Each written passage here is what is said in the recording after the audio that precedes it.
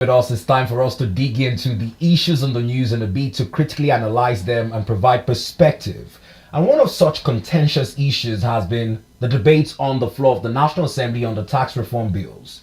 Many have suggested that Nigerians be informed at the barest minimum in languages they understand about the different parts of the bills.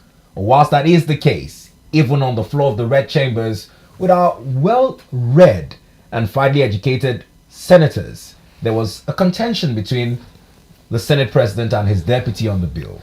Whilst the Senate President overrode his deputy and stated why the tax reform bills have to go on, there are debates that we look to answer. And with a former lawmaker in the studio this morning, would like to welcome Honorable Cletus Obun to the conversation. Good morning to you, sir.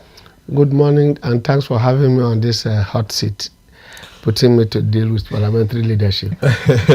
well, Bito, do you care to go first? Now, it's been very dramatic in some ways, from uproars in both the red and the green chambers to yesterday's highlight. And many were asking, between the Senate President and his deputy, these issues ought to have found a thin line balance between what is in the best interest of Nigeria as a country and the citizens of Nigeria. And that looked to be the debate on the floor of the red chambers yesterday. But what do you make of these calls that those aggrieved by the bill do not totally understand its intent? That is the main factor. Let me clarify the fact about the seeming conflict between the deputy president and the president. In parliament, the use of language and the presiding officer who presides is very important. And the public is very unfamiliar. But 24 years down the line, I think Nigerians should begin to understand what parliament looks like, but we never pay attention. And so we jump into conclusions about what is meant and what is not meant. And this is again another thing that the parliament itself must have to deal with. 25 years is too small for a country like Nigeria and for any country in the world. America, after 200 years, is still struggling to stabilize its democracy. You can see Biden accusing Trump, Trump accusing Biden. You are destroying democracy, you want to kill democracy. They are still afraid of their own progress, still as fragile after 200 years. For America with all its sophistication. So we have had a lot of interrupted attempts at democracy. So we have not truly stabilized. This is the first time we have run it for the better part of 2 decades. Uninterruptedly. That's what I mean. That's what we've done. This is the first time we're doing that. So because of that, it is understandable why our people are in the condition they are. But that means more education from parliament itself. There should be more interaction. This bill, for example, each constituent, because of its nature, there are 360 federal constituencies. If each of them returns to his place with his member of the House of Assembly from his constituency, for example, in Ikombuki, we have 4 state constituencies. Bring your 4 members with you as federal house member. The senator comes sit with you. Divide yourselves and then get people who informed, former parliamentarians like us, sit back with the communities, and inform them and give them the intricacies of this is the implication. In simple terms. I can bet you that 90% of those talking about this bill have not read it. They've not even cited a copy of it. They were just being emotionally told it is against the north. And acting based on hearsay. Yes, on the basis of what they are reading on social media and what they are watching, one person for and one against saying. Nobody has 90% of them, including some of the parliamentarians sitting on that floor. They will never have time to do that. And they are being told, you have under your allowances, which is why the public will now need to know. Yes. You have what you call the consultancy fee, consultancy allowance. That is, you are entitled to a consultant on any subject matter. We cannot all know everything. I'm not a lawyer, for example. And there's a bill dealing with administration of criminal justice. I won't know nothing. I need a lawyer. To interpret it and tell me these are the implications and do me an executive brief. I look at it and look at the bill. He now interprets it for me. That is what makes you a good parliamentarian, not to assume that you know every subject matter. So on this matter, we expect that the Deputy Senate President presiding and the Senate President coming to clarify what he meant. He didn't say suspend.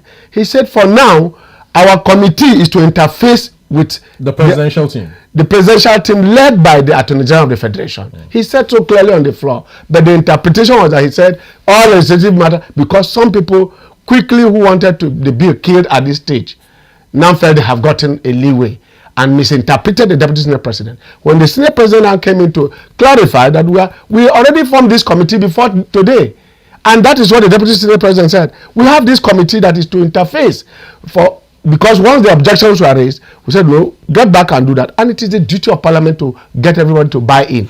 But you must have a majority on one side. But in this case, it's not just about majority, it's about the buy-in. And if you look at it, now everybody is speaking almost with one voice. Even those who are opposed to it are now lining up to say it is the best thing to happen to us. Well, Honorable Cletus, ever since the bill, was passed to the National Assembly by the President, all we have seen is lawmakers deliberating on it, mostly lawmakers from the northern part kicking against it, and the south lawmakers, backing the bill. And now the National Assembly, the Senate President particularly, has asked governors to engage in public hearing concerning the bill. Are we seeing governors doing that anytime soon? Because it appears they have been quite mute about it publicly, rather pushing this agenda on the ground to stop the bill from seeing the light of day. No, when you say governors, was it not the Governors Forum chairman that spoke yesterday from Owerri, the Governor Hope? I'm talking about the disgruntled northern governors. This I'm saying. Even most of the northern governors are not all saying the same thing. They are not all saying the same thing. A few of them are saying it. Others have said nothing, and while others are, because they were quick to jump at it, they were too fast, they were moving ahead of their time, they were assuming too much, and presumptions can be very dangerous, and then using presumption to form opinion and parade them as fact. That is the double tragedy. First, you are presuming. Two, you are publishing it. And thirdly, you are completely ignorant of what the contents are. And when you now discover it, you don't have the intellectual humility to accept that it was an error. Wrong. Yeah. This is the hallmark of leadership. Sorry, I didn't know this. Now that I know this, this is the fact. There is nothing wrong with that. We're all human. Human errors are allowed.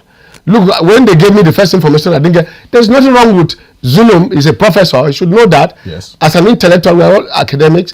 If you take a presumption, a position that you know, and by the time you get superior facts, there is nothing wrong. It is a mark of intellectual humility to accept that you have a superior argument. It doesn't change the fact that you are an intellectual. In fact, that even promotes you better, that you are able to accept a superior opinion. In this context, the Senate President only came to clarify what his deputy said a day before, and those who are bound on mischief have insisted that it was a clash of interests, that the Senate President, Deputy Senate President coming from the north. He never said so, and you can see some of the northern senators are now saying the same thing, that this bill is even better for us. What they are telling you is that cow you are carrying to Port Harcourt from Sokoto, you pay from the place you are taking off in Sokoto. As you are coming into Katsina or Kano, you are paying. As you get into Kaduna, you are paying. You get into Abuja, you are paying. You are passing through Nasarawa, you pay. And every state, you pay. The same cow. What this bill is now saying is nationally, once you pay Sokoto and take off, all you need is to parade that receipt, present it at any checkpoint of livestock. And now we have a Minister of Livestock which is going to synchronize this. That if you make a call in Zamfara or in Duse in Jigawa State, and the MTN headquarters is in Lagos, or Airtel headquarters is in Lagos, and I'm making a call in Buki in Cross River, that call emanating from Buki, the VAT there should go to the Buki local government where I come from. And they're not having a much larger population means they benefit from it. Will benefit more from this revenue. But they will not understand that because they are not being told all they are thinking about is VAT means give it to Lagos. This bill seeks to make sure that there is equity in the distribution, and those derivation formula should apply. So wherever you are deriving it, you are selling sugar. More sugar is consumed in the north. And then the headquarters of the sugar factory, of the sugar company is in Lagos. What they are saying is that those who buy the sugar here, the VAT is about consumption. So if you have more population, it means more people will be consuming in the north. So who will be collecting the VAT? It is you that will be collecting it. That is all that they try to tell them. But nobody wants to listen to that. So for me, I think this is the best thing to happen to us. It's the most courageous thing that President Tinubu is doing for us. Being an economist and being an accountant, he is bringing us back. And people like Adedeji in the Federal Revenue and Yodele the FIRS team and the tax reforms team, they are doing a wonderful job. It takes a lot of courage to do this. Others would have been waiting for second tenure. so that it will not affect their election. Tinubu is not interested in asking for a second tenure just because Nigeria must wait for him. This is what others have done that have brought us to where we are. In 2014, after the national conference and the electoral reforms of Uwais, a lot of things were done and people agreed with it. Just to implement it and take it to the National Assembly, somebody was waiting for a second tenure to implement. Because of that, Nigeria lost the opportunity. That was the first time we had a consensus on several issues on our electoral reforms. This time, this president is telling you we cannot, and he has a courageous Senate president to complement him, who is the chairman of the National Assembly. When we say Senate president, it's not just about Akpabio, it's that he heads the National Assembly as chairman. So whatever he's saying is the 360 members sitting in the green chambers and the 109 sitting in the red chambers. That is to say, 109 plus 360 who represent the voice of the people in a collective sense at the national level. They are doing that, and in collaboration with their colleagues in the state assemblies. Because in amendment of the constitution, that's what will happen. But in this act, for example, you need only the National Assembly. And so there must have to be a synergy, a synchronizing of interest, and Nigeria must come first before every person's personal interest. The states are going to benefit, individuals are going to benefit. They are telling you now, before now, if you can earn 25 million in a year, pay a tax of 30%. Now they are telling you, if you have anything below 50, you should not just pay even the 30, you pay 25%. Yeah. If you earn anything from 50 and below, from 1 million to 50 million, you pay no tax at all. You have a rebate. It has never happened in this country. That grows the medium scale and the small scale businesses. The informal sector, you remember, is more than 80% of Nigeria's economy. That already excludes it, so they are not in the net. They are excluded from the tax net. So in that way, small businesses and others, all these receipts you give, a woman is carrying granite on the head. You see somebody standing on the road and telling you to pay 200 naira. That increases the price of granite. What this tax reform bill intends to achieve is to ensure that those taxes for those small businesses, those Okada riders that every day you talk about emblem, you are coming from Cross River State to go to Kogi State, they are asking for emblem. Emblem of which local government? Is it your local government where you are coming from, or the local government you are passing through? All those multiple taxations are there. Those who travel should tell you this. For carrying 2 yams from Ogoja to Kaduna, you pay as more than even the seat you are sitting on. So it is a crime to even carry food from one part of the country to another. You are coming, for example, from Enugu to Abuja. What you pay for a bag of gari, a basin of gari of even 5 kilograms, what you pay is more than what you pay for your seat that you are sitting on. So these are the things. Honorable Cletus, you are explaining this in very clear, simple terms because you have read the bills, you have gone through them, and you have an in-depth knowledge of what they entail.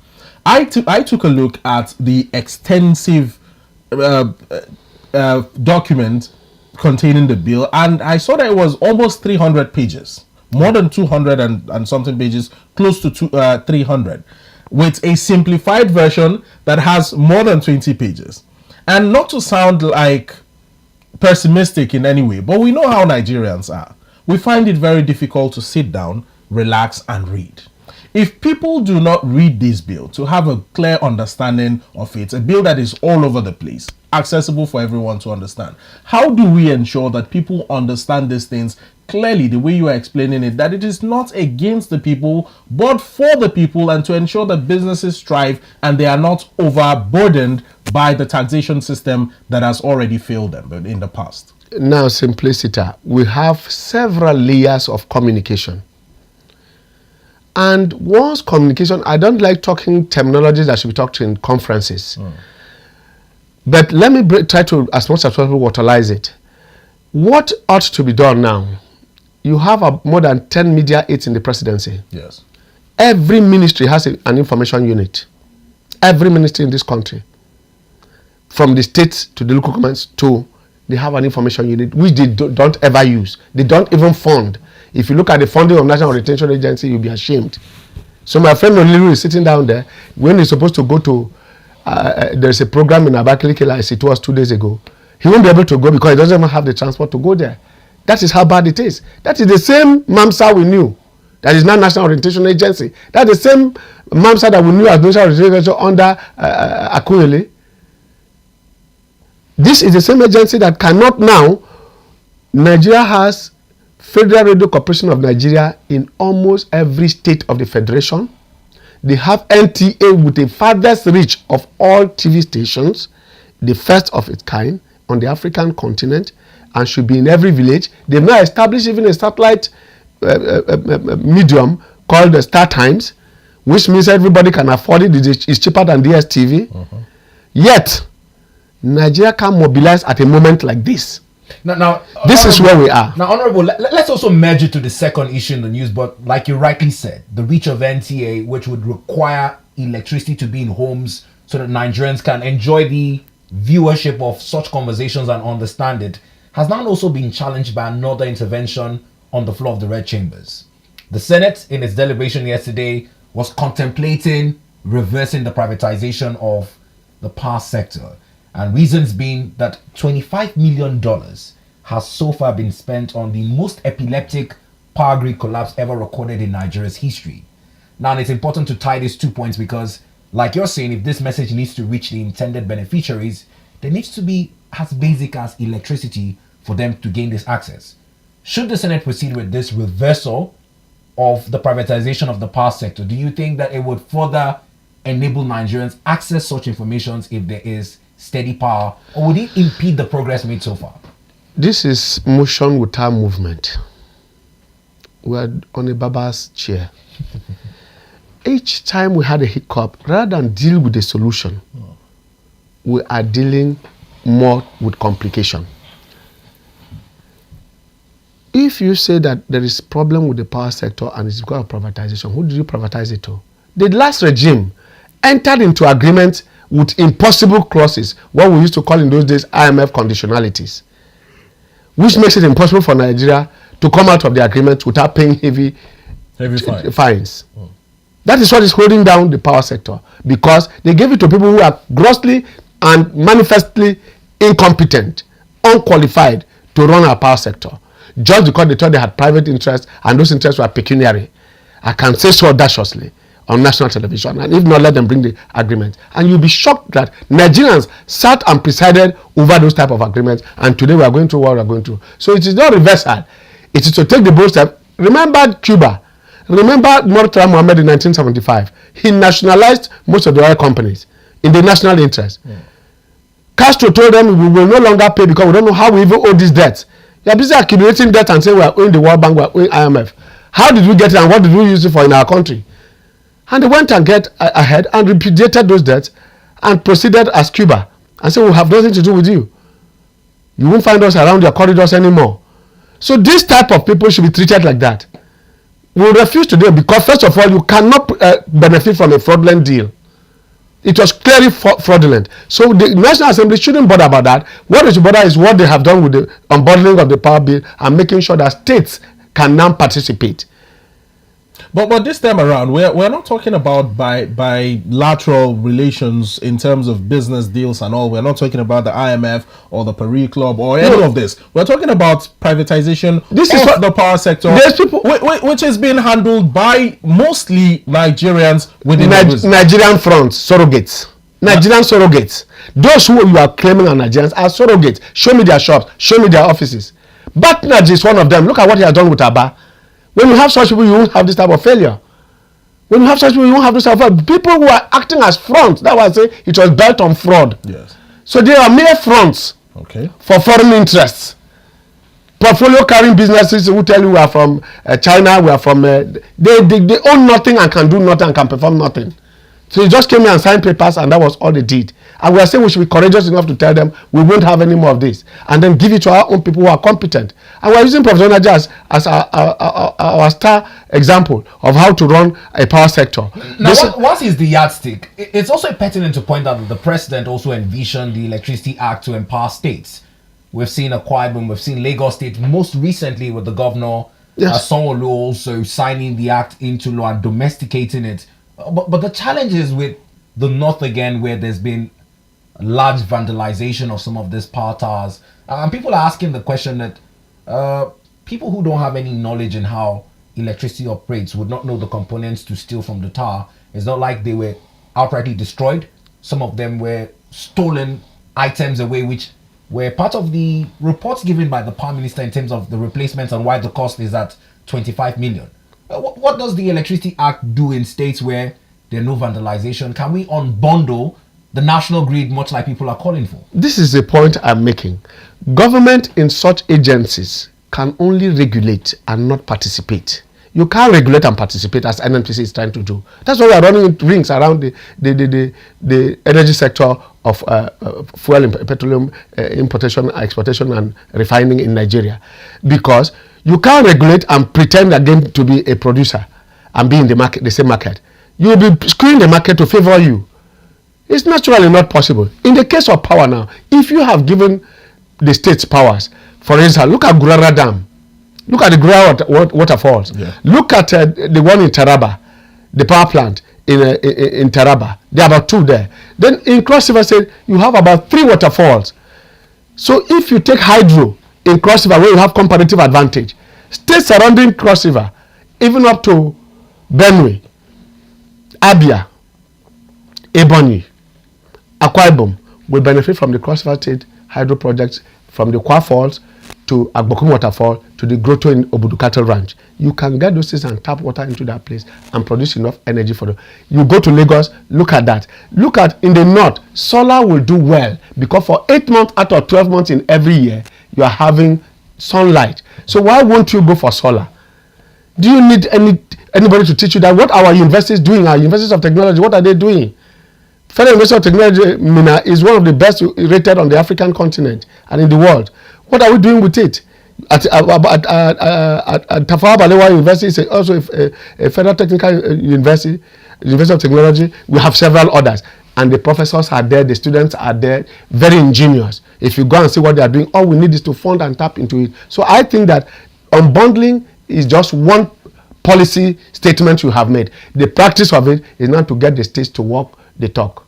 That is where we are now. So I don't think that we are in trouble with power. So like I said, this bill, even if we take it manually, that each constituent, each National Assembly member and State Assembly member should go to his constituency and explain in the language. And then on the radio stations, explain it in local languages. Put it in listen, distribute it in mosques and churches, to markets, and where you find people at workplaces. Distribute them and make people read it in pidgin English, in the local languages. People are going to get this done. But we are not having enough space to operate, and the agencies are underfunded to even carry out mass education of people. But the National Assembly members on their own have enough allowances to go to those constituencies and do the public education that we are looking for and the public hearings. Now, I believe one thing that is on the minds of anybody or on the minds of people watching right now, especially people who don't really understand how in-depthly the power sector works in the country, will be wondering, why would it take 25 whole million US dollars to restore a collapsed power grid? That's a very outrageous amount of money to call out over a restoration, not construction of an entire power grid. I don't want to start being very damning on those things. What length of time did they spend to? Were they just buying parts and installing? That they could restore it within 24 hours and spend $25 million. So it is part of it's part of the government magic fella we're talking about. Exactly. It's part of government the government magic we are talking about. If you go into it now, you will discover that some people just saw an avenue to tap into government purse and they caught the artery of financial exposure. That's all they've just done. Now, I think in the report, it says that for every time it collapses, $25 million is used to restore it. How believable? What does it take to even install it all over the country? With $25 million, more than 15 states of Nigeria will get electricity. With $25 million, if it is judiciously expended. And so not siphoned by some... This is precisely what is going on. Kleptomaniacs. But I will insist that we have enough honest Nigerians outside of government, because once people get into government with the concept that it is to enrich themselves, you are going to get this repeating itself all over the place. So there are honest Nigerians sitting in this place that we know that we can put in this way. This $25 million you're talking about. You remember the other time, to fix roads, 300 billion. 300 billion to fix roads, and none of the roads was fixed. It took Buhari less than a year plus to dualize the road from Abuja to Makurdi. Now, very quickly, how much was that? Now, very quickly, because we have a quarter of an hour to go with more than 4 more subjects in the news. Let's see if we can jump gun here in some case and skip to item number 4 in the news. And whilst the states this morning have been charged by Honorable Cletus Obun to also be active players in ensuring that the basic social amenities are provided for its citizens, the Punch newspaper had earlier raised concerns of the spending habit of states, where over 658 billion naira was used for debt servicing in 29 states and 2 trillion naira on travel expenses. Honorable, in this continuous practice by states where a needs assessment is not followed, but the executive goes on to spend as it so sees fit with a low IGR to support such spending, where are we headed for? When you talk about the transport, that's where you can question. About the debts, they are verifiable. Most of the debts were inherited and incurred by previous regimes. So they're accumulated, and the person coming in has a duty to be responsible enough to make refunds. Now, in that case, you cannot question the person who is doing the refunds. You should ask, first of all, how did you owe it? I was just giving, that's why I was talking about the Cuban example, the Nigerian example of Murtala Mohammed, and we can still do that, but presently we are begging, almost virtually begging that we should be allowed to be part of the global community. The G20 community. Now, in that context, you should be questioning how you spend 2 billion on transport. Of course, air transport now alone, most of the people, rather than go by public flights, will like to charter them. Oh. So in that context, there's a problem. Yes. In that context in which you are the one constantly funding your movement, you are in trouble, and the trouble is that you don't go alone. You keep talking about your retinue of staff. So as you are going by air, your retinue of cars is coming, guzzling 200-300 liters of fuel per car, to pick you and your entourage. And your entourage. What you simply would have arranged a chartered car in Abuja, and with one of your staff, if you must have a staff here, because if you are not physically fit, security detail. If you, in any case, what are you doing with security? Who wants to kill you? You were campaigning from village to village. Nobody killed you. Now you are governor or you are minister or you are senator. That is when they want to kill you. And yet you will go back for the same campaigns and there will be no police there. In any case, when God is not in charge, nothing works. Security can't help you. We have seen presidents, even the best presidents in the world, whether in America or in UK. If you remember the last prime minister that was shot and killed, yes. About the 18th century in UK, or is it JF Kennedy, Kennedy in the US, or is it in Africa here, the bodyguards of Anwar Sadat, yes. In Egypt? You have all those people.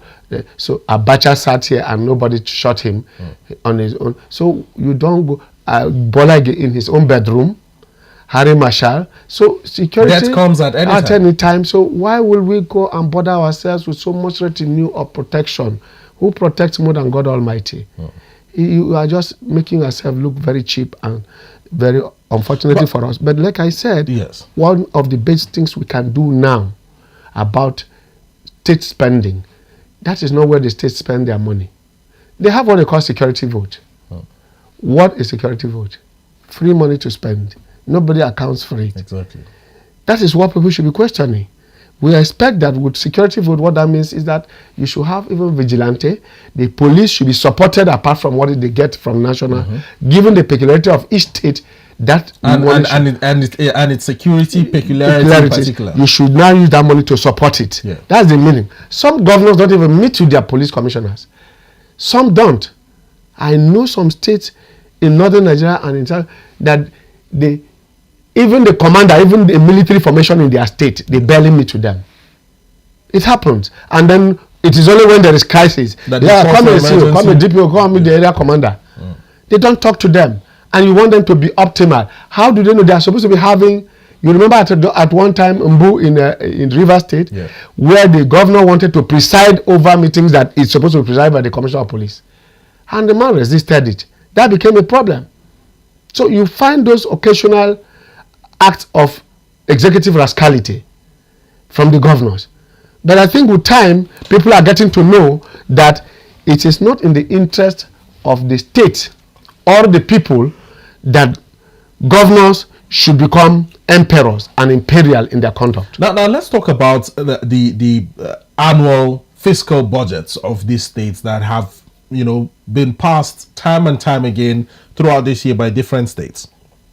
Billions of naira, hundreds of billions. For instance, Ogun State recently passed a bill to its, State House of Assembly, more than 1 trillion naira.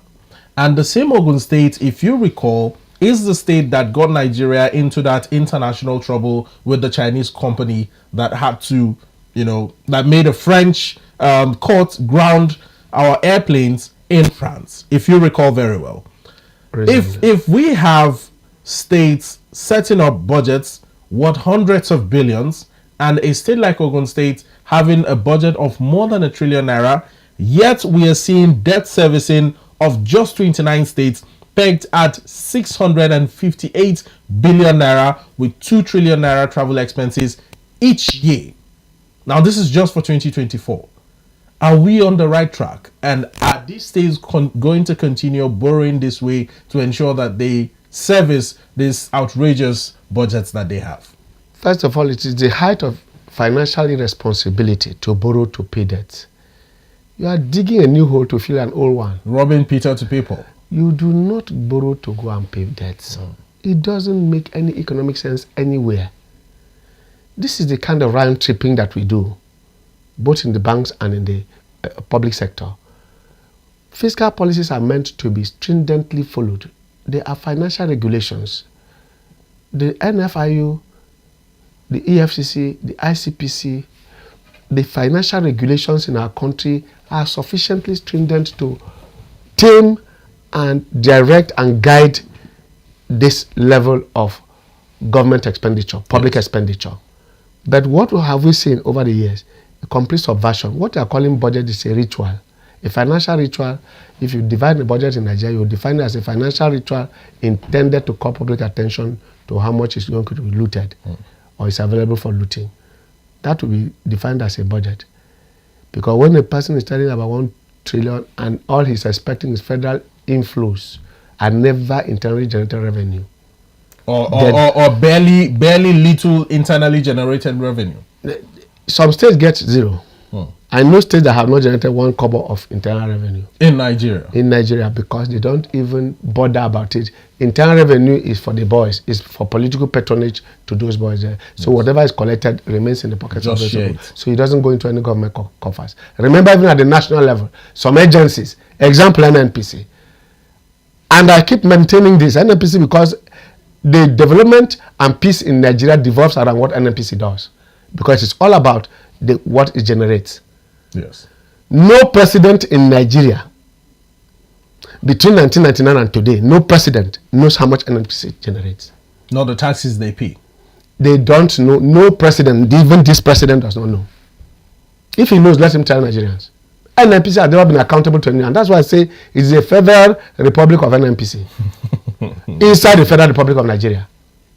It has never been accountable to anybody.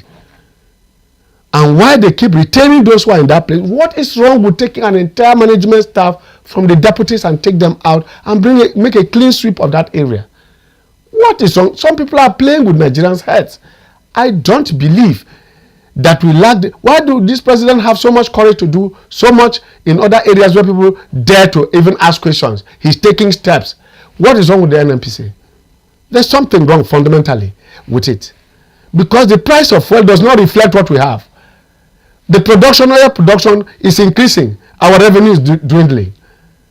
Why are the states not being questioned about what they get from the federation account as a result of oil subsidy removal? The surplusage we are making from oil subsidy is going to the state. Where is it going to? What are they doing with it? Why are we not asking? My father is on his dying bed as I speak to you. And the only thing he remembers is that for 9 months his pension has not been paid. So he's virtually almost placing a curse on Nigeria, on those who are responsible for it. The only thing, if I show you my father on video yesterday, he sent to me, the only thing he remembers, why are these people doing this to me? Months, he has not been paid his pension. Why? So these are the issues and matters arising. I hear some states shouting, paid pension, I'm not owing any pension. Why should you owe a man who worked for 35 years? The soldiers are protesting. The pensioners are protesting and dying. And yet, people are sitting and presiding over those monies, using dead people's money to think that they are prospering. So when tomorrow they see things before them and their children are abroad that come back as drug addicts, they don't know why. It is the sweat of other people you are trying to utilize for your own family. So these are some of the things and basic things that you are talking about, debt servicing. What are they servicing? What debts are they owing? People had collected monies in our name to undertake certain projects that have not even been started, and the money has been squandered, and you are telling me about 25 million to do national grid that doesn't exist, that doesn't even work. US dollars. What are we telling ourselves and what are we doing to each other? So I think that the citizenry must participate actively in holding government accountable. It is not a banter. The CSO, the civil society organizations, Yes. and the activists must have to hold persons responsible. General sweeping statements in order to get funding from international agencies that were activists in Nigeria is what I'm seeing the CSOs do. Otherwise, some people should be in jail. Well. Let's also talk about something else. Let's turn our attention away from the debt servicing by states, the humongous amounts of money is being borrowed, to a recent security report where it says that the defense headquarters has commended troops as 8,034 terrorists have been neutralized so far. 11,623 suspects have been arrested, all within 2024, from January up until now. Is this a huge win for the Nigerian military and Nigeria's fight against insurgency, terrorism, and insecurity in the country? Our military at all times, in all epochs from 1960 till today, have been the shining light and the biggest ambassadors of what Nigeria is and what Nigeria is made of. I can tell you this, including the police that you vilify. Check our records in peacekeeping operations and in war operations, whether in Kosovo, whether in Somalia. Check Nigeria's record.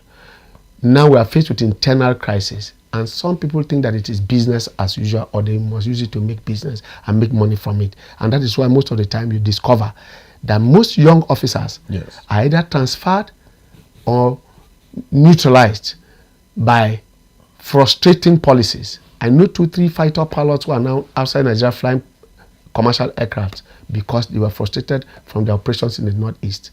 Today, most military officers are suffering that. But like I said, what they have done now is again another big statement showing that this chief of defense staff, the chief of army staff that just died, and the one coming in, and the general operation theater, the theater that has moved to Sokoto now, these are people who have shown you that they know what they do, and they have drawn a roadmap about it, and they have drawn the line and say you can't go beyond this point.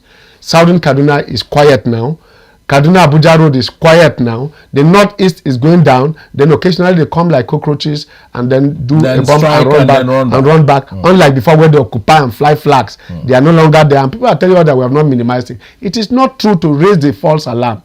Coming to this studio in the first place also shows that there is peace. In this Abuja, you forgot that bandits were released from security officer, and the force headquarters in Abuja was bombed, and that the president couldn't even go to Eagle Square to do 1st October. Even the UN office was UN office was attacked. You forgot that? No, certainly not. I still do remember. No, I'm talking about Nigerians who keep saying that we're doing nothing, security everywhere. If there is security, we won't even be here. So I want to conclude that. In closing, let me say that our military is gallant. Yes. But I would like to see an increase in personnel in the military. Now they are doing some recruitment. Nigerians are willing, young Nigerians are willing to come out and serve this country. They should open the doors and allow them come in to serve this country, because we have less than 500,000 Nigerian soldiers. For a country of over 250 million, I think that is grossly inadequate, and we need to have that, and more funding as well. We should not be afraid of employing technology from those who have it. We should collaborate. We must thank you so much, Honorable Cletus Obun. I'm afraid time is not on our side. We would have loved to have you talk more on this, but we'll certainly have you next time in the studio. It's been a pleasure. Thank you very much. This is pleasure without pressure. May Nigeria be blessed. Thank you. Well, as we wrap up